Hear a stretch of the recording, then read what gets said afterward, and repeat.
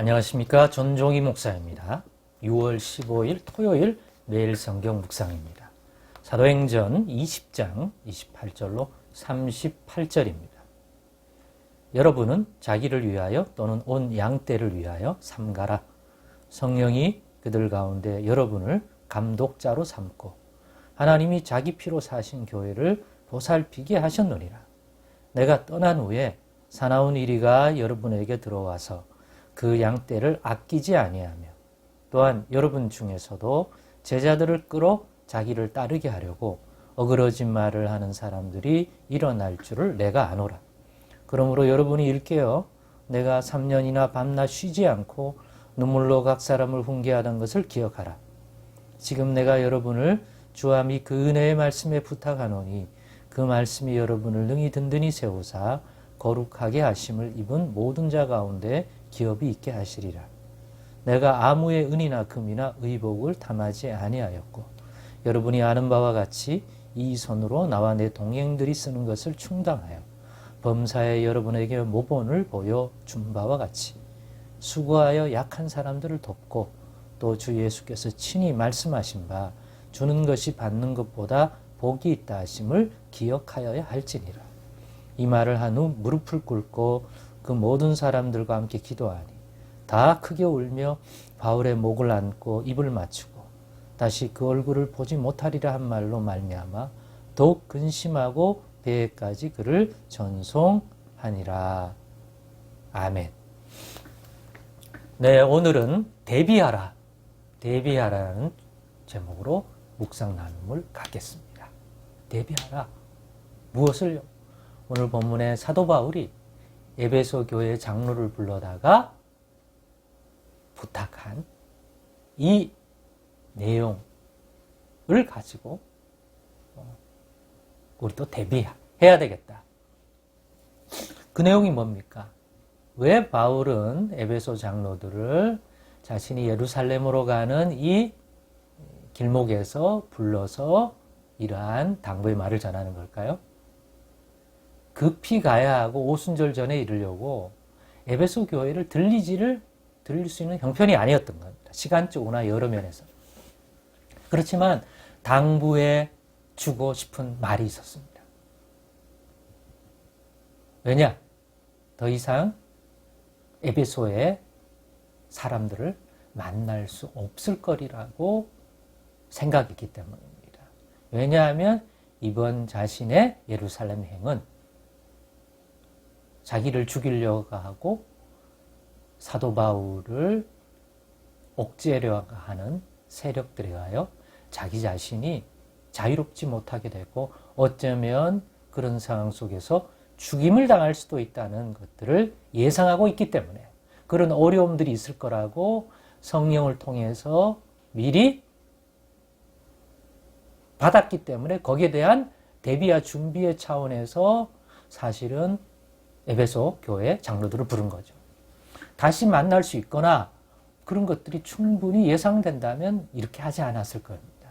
그러니까 일종의 마지막 당부의 말이기도 하죠. 그래서 끝나니까 거기에 모였던 에베소 장로들과 모든 사람들이 다시 못 볼 수도 있다는 사실 앞에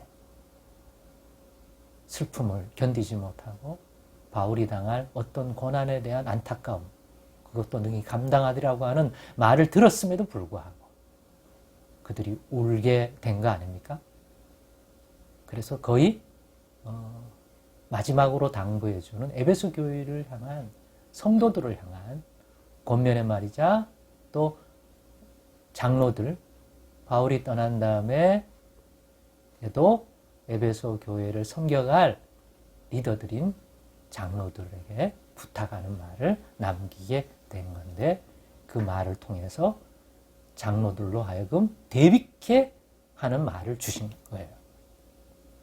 즉 신실한 하나님의 사역자로서 에베소 교회를 개척하기도 했고 에베소 교회를 3년간 뜨거운 마음으로 섬겨 아시아 지역은 물론 바울이 선교하고 태동한 교회 가운데 가장 어떤 면에서 크기나 모든 면에서 균형 잡혀 있고 또 바울에 대한 신뢰와 리더십이 가장 잘 자리 잡혀 있는 교회가 에베소 교회라고 제가 지난번에 말씀을 드렸습니다.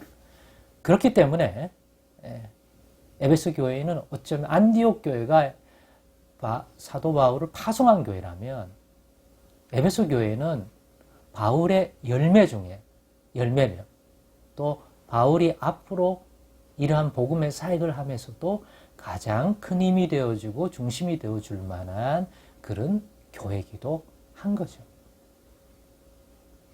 그렇기 때문에 이후에도 에베소 교회를 생각하는 마음에서 다시 들을 수 없는 이러한 입장을 생각해서 장로들을 불러다가 자신이 리더십, 바울의 사역의 손길이 이제는 닿을 수 없는 형편에 처하게 된 에베소 교회에 일어날 일들을 성령 안에서 분별하고 전해주는 겁니다.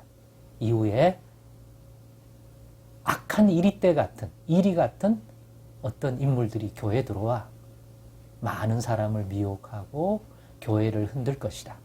분명히 그런 일이 일어날 거다.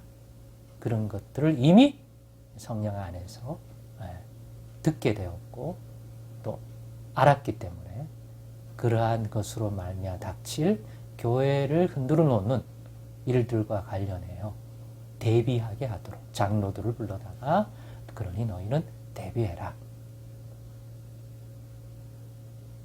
내가 너희들에게 눈물로 3년간 쉬지 않고 훈계하던 그 진리의 교훈들을 그러니까 무엇보다도 장로들이 기억하여 그것을 기준으로 잘 분별해서 사도 바울의 손이 닿지 않는 이런 상황 속에도 복음과 교회와 성도들을 돌보아 주기를 부탁한 것입니다.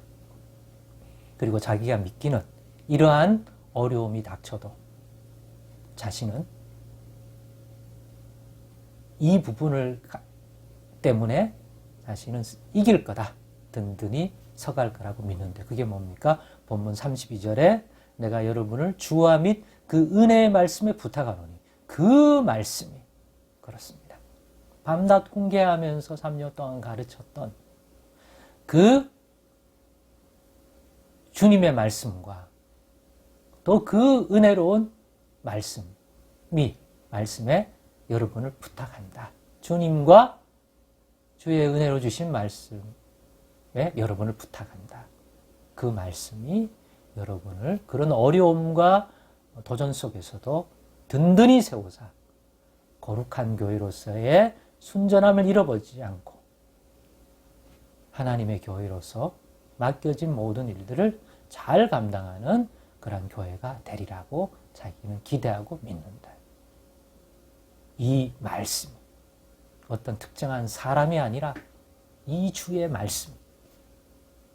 그러니 우리도 우리 시대에 얼마나 많은 도전들이 많고 저희 교회도 마찬가지고 오늘 시대 한국교회가 처한 여러 상황 속에서 사실은 많이 흔들리고 앞으로 어떻게 해야 될지에 대하여 부정적이며 이런 소리를 많이 듣습니다. 틀린 말이 아닙니다. 현실에 대한 반응이니까요. 그러니 우리도 대비해야 합니다. 다시 그리스도의 순전한 복음을 회복하고 성경 말씀에 살아있는 이 권능의 손길을 말씀을 통하여 다시 붙들림 받을 줄 아는 말씀 생활, 은혜 생활을 다시금 구축해야 합니다. 우리도 주님의 말씀으로 대비해야 오늘 시대의 각종 이리 때와 세상을 통해서 들어오는 많은 세속적인 생각들 이런 것들로부터 우리를 든든히 지킬 수 있는 것은 주의 은혜와 그 은혜의 말씀밖에 없습니다. 그 말씀이 성령 안에서 우리를 바르게 분별해내고 악한 자와 미혹하는 자의 육신적 유혹을 이겨내고 분별해내고 주의 뜻 안에서 주의 말씀으로 든든히 서가는 그러한 신앙을 교회들이 오늘날도 유지할 수 있다고 저는 믿습니다. 그러니 분별하여 우리도 대비하자.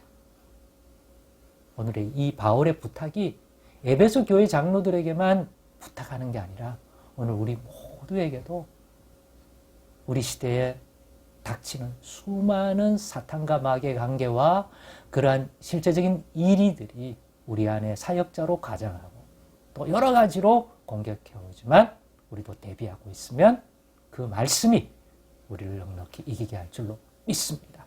그러한 하나님의 신실한 말씀, 은혜의 말씀이 우리 교회 안에 우리의 믿음 안에 충만히 임하고 성령의 위로와 역사가 인도함이 또한 충만하기를 간절히 바랍니다.